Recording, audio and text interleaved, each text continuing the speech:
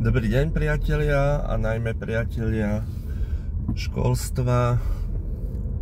Prostredníctvom videí sa stále snažím popularizovať túto tému, hovoriť o nej, a ak moje video pozdieľate alebo pošlete nejakým iným ľuďom, tak možno pomôžete správnej veci. Opäť sa hlasím z auta, pretože dnes som mal dlhý deň v škole, tak som nemal čas si spraviť video v prírode. Ani som si ho veľmi nepripravil, ale tak snáď bude mať nejaký obsah. No, hovorí sa o všelijakých tých problémoch v školstve, a teda najmä s tým, že teda deti sú, alebo teda žiaci sú hlúpejší, menej sa učia alebo menej chápu a podobne, čo samozrejme súvisí aj s tým, že tí žiaci jednoducho sú iní, ako sú iní dospelí, ako sú iní učitelia, tak sú iní aj žiaci, riaditelia, politici a podobne. Takže ľudia sa menia, a keby sme mali školstvo flexibilné, tak tejto situácii sa veľmi dobre vieme prispôsobiť a reagovať na ňu tak, aby to zaostávanie za vývinom žiakov v súvislosti s vyučovaním nebolo až také výrazné. Ja hneď poviem na začiatku, že ja viem presne, čo spraviť so žiakmi, ktorí možno menej chápu, pomalšie chápu, alebo treba im to podrobnejšie vysvetliť z toho dôvodu, že, ako som povedal, tí žiaci sú iní. Mám na to nejaký recept, samozrejme neprezradím ho kompletne, ani komplexne, pretože je to moje know-how. Pravdou je, že ten môj nápad, alebo to moje riešenie by si vyžadovalo obrovské zmeny, ktoré nedokáže spraviť bežný minister školstva, bežný politik, ani nikto, kto riadi školstvo. Sú to zmeny, ktoré vie zrealizovať iba skúsený, rozhľadený a vzdelaný vyučujúci pedagóg. Možno niekedy spravím nejaké semináre o týchto možnostiach, len obávam sa týchto seminárov len z toho dôvodu, že keď aj nejaký nápad, ktorý by vedel vyriešiť školstvo, mám, tak ono je ťažko realizovateľný v našom školstve, ale aj v podmienkach našich škôl. Ale ako z časti sa dá niečo spraviť. No ale aby som prezradil aspoň nejaké riešenia toho, že naši žiaci, budem to nazývať jednoduchým slovom, treba zaostávajú, alebo no, zaostávajú stačí, ale myslím to zaostávanie v tom zmysle, že teda sú iní a potrebujú iný prístup, flexibilnejší a rýchlejšie zmeny, a nie, že jedna reforma sa robí 5-6 rokov a potom sa aj tak zhodí zo stola a robí sa ďalšia. No, prvú vec som už naznačil, keď som mal to video o inklúzii, že my, ak chceme žiakom dať nejaký individuálny prístup, tak nemôžeme preplniť školu asistentmi, dať do triedy 2-3 ďalších dospelých ľudí, aby tam asistovali a pomáhali deťom, ktoré sú buď veľmi rýchle alebo veľmi pomalé. Ale najlepšie riešenie tohto všetkého je to, čo sa, ako som už spomínal, vôbec nezrealizuje, zmenšiť počet detí v triedách. Predstavte si, že na takej základnej škole by sme mali po 15 detí, tak to už by sa učiteľ nemohol nejako ospravedlňovať, že to jednoducho nezvláda, ale mohol by spraviť z týchto 15 detí malých géniov a možno by ani tých asistentov napokon nepotreboval. No ale to je vec, ktorú žiadny minister nenavrhol, aby sa znížil počet žiakov. Ak sa aj znížil, tak to bolo naozaj o nejakých 2-3, ale v súčasnosti práve aj pre nedostatok škôl sa triedy opäť preplňajú, podľa toho aj v akom ste regióne a podobne. Takže to by mohlo byť také prvé riešenie. Druhé riešenie by mohol byť ten nový štátny vzdelávací program, ktorý tým riešením samozrejme nie je, pretože ak si ho preštudujete, je v ňom ešte oveľa viac, možno nie ani učiva, ako skôr kompetencií, ako pribudlo tam oveľa viac kompetencií a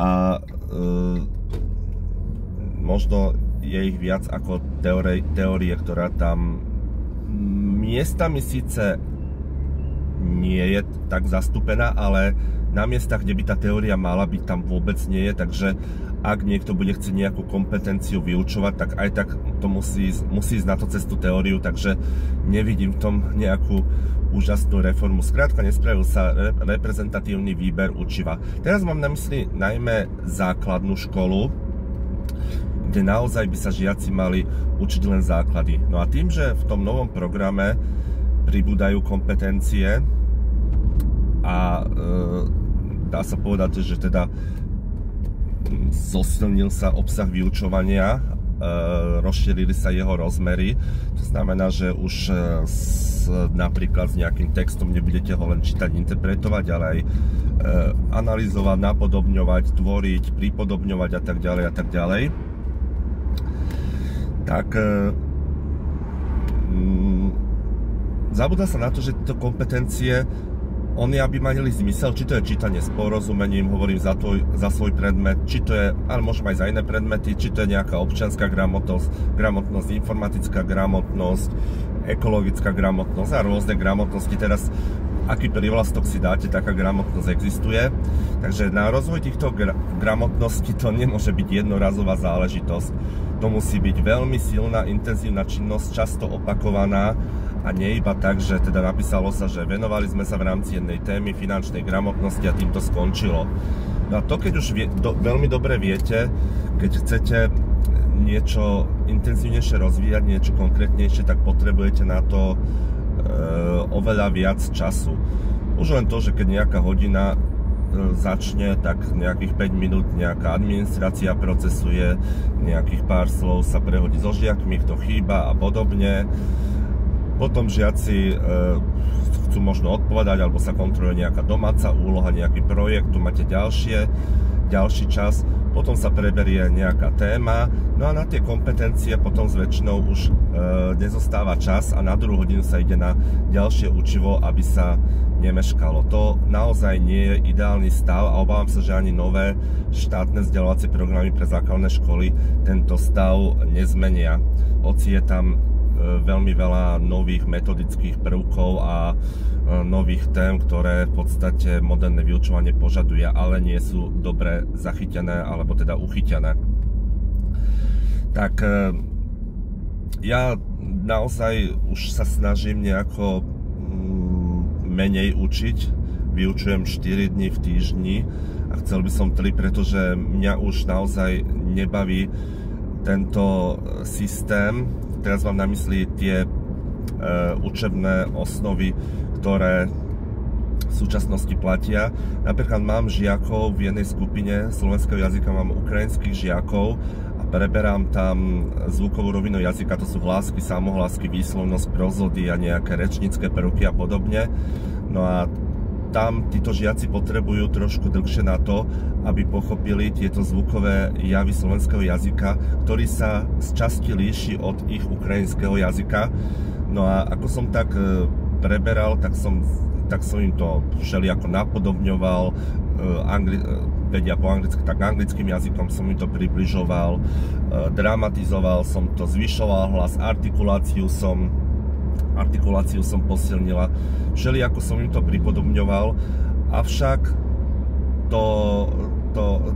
takéto vyučovanie mi natiahlo čas a v tejto skupine veľmi veľa meškám. A meškanie pri prípadnej kontrole z inšpekcie by znamenal dosť veľký problém. Viem, že vďaka zavedeniu cyklom v tom novom štátnom vzdelávacom programe budete mať na učivo viac rokov, aby ste ho obsiahli. ale ja konštatujem súčasný stav a keď bude ten nový stav, tak zase tam bude problém, že tých kompetencií je strašne veľa a keď my chceme niečo dosiahnuť, napríklad tú pravopisnú kompetenciu, naozaj tam musíme fixovať, opakovať, nás diskutovať a podobne. Ja už mám len problém, keď žiakom dám nejakú úlohu, treba na hodine, lebo ja domáce úlohy nerad dávam, iba keď si vyžadujú nejaký čas v pokoji, keď si ich chcú písať, tak zabudol som myšlienku, vidíte, to je to, že to nemám pripravené. No, že keď im dám nejakú úlohu, tak veľa žiakov sa chce, čím mladší sú, tak tým viac žiakov sa hlási a každý si chce prečítať, pretože investoval čas do tej práce, chce sa ňou pochváliť, najmä keď sú to mladší žiaci, no a je veľmi krúte, že teda prečítajú a ostatní potom im to zostane len v zošite a nemôžu prezentovať svoju prácu, čo je škoda. A potom možno aj to je dôvodom, že keď malé deti takto sekneme, že teda už nebudeme čítať tie slohy, tak potom na budúce už si ich možno nespravia.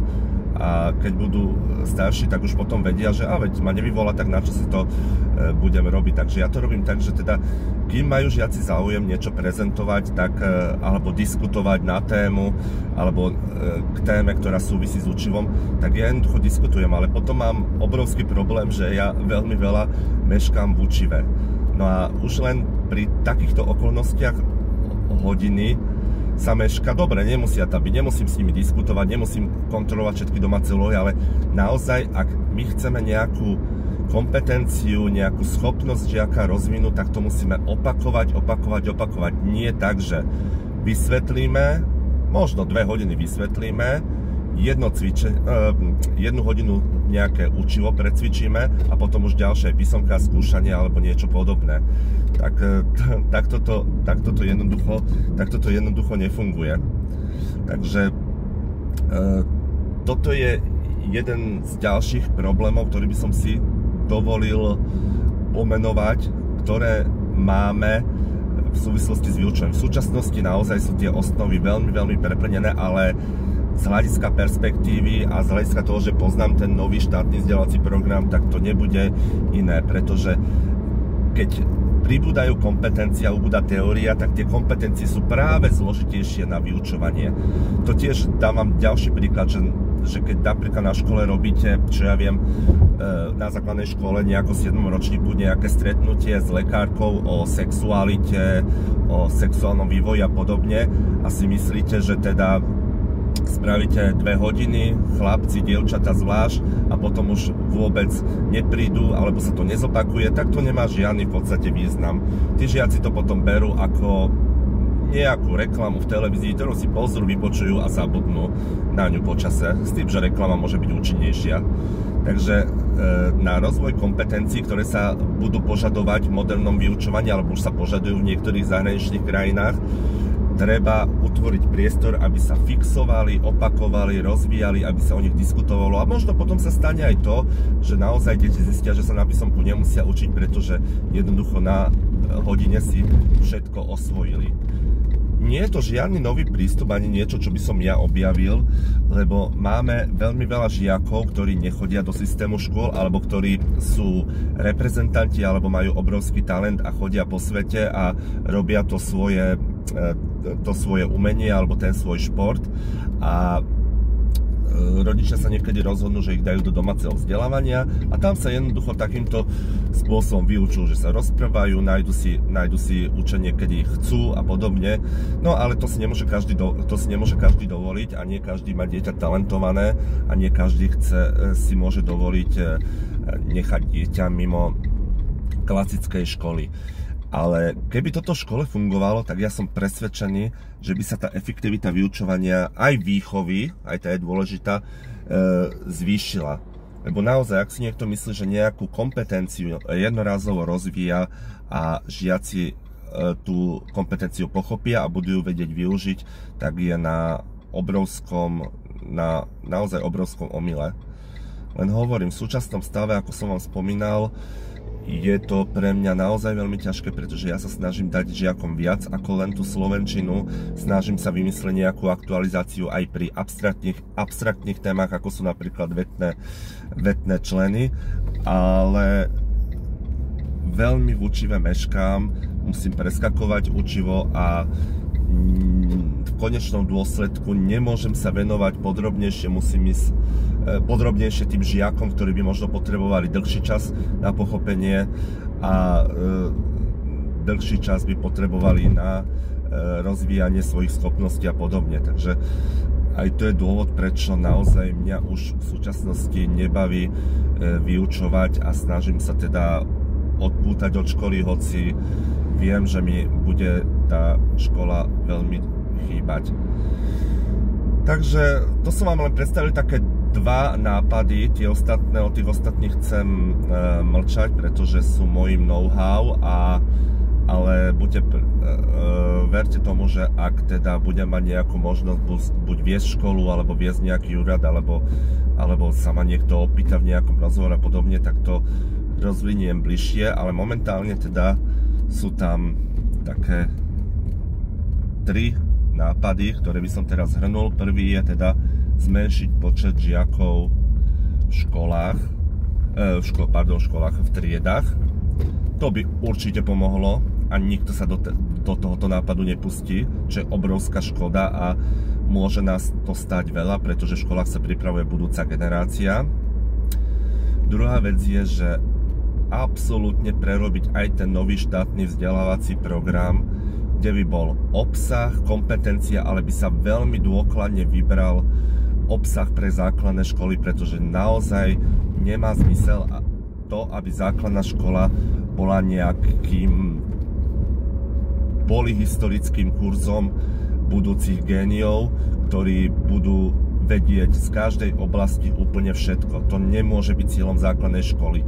Potom môžeme naozaj hovoriť o stredných školách a gymnáziách, kde napríklad na tom gymnáziu si viem predstaviť, že už môže byť náročnejšie učivo, že ho môže byť viac, pretože je to gymnázium a tento typ školy je určený na to, aby žiaci študovali, rozvíjali aj abstraktné vedomosti, ale tiež sa nesmie zabúdať na to, že keď chceme mať úspešných aj stredoškolákov, tak ako napríklad v odborných školách máte tie praxe, kde sa učia tie teoretické poznatky, aj v tých gymnáziách by mal byť priestor na dostatočnú fixáciu, aplikáciu a podobne. Takže to by bolo druhý teda spôsob, že zmeniť tento ŠVP tak, aby bol jasný, prehľadný a zvládnutelný a popri tom sa dalo naozaj plne fixovať učivo, rozvíjať a tak ďalej. Už sa opakujem, viem, ale je to môj spôsob zdôrazňovania toho, čo sa roky a roky nemení a možno aj cítite v mojom hlase, že už som aj zlostný. No a tretí spôsob je fixácia učiva, čo súvisí s tým druhým spôsobom, že sa musí uvoľniť priestor na to, aby sa dalo efektívne, dôsledne fixovať, aby sa dali opakovať témy, aby sa stále rozvíjali, buď špirálovito, alebo aby sa rozvíjali postupne. Jednoducho, aby tie učivá sa ukladali do tej pamäti, lebo čo z toho, keď žiak sa naučí napríklad v matematike, čo teraz poviem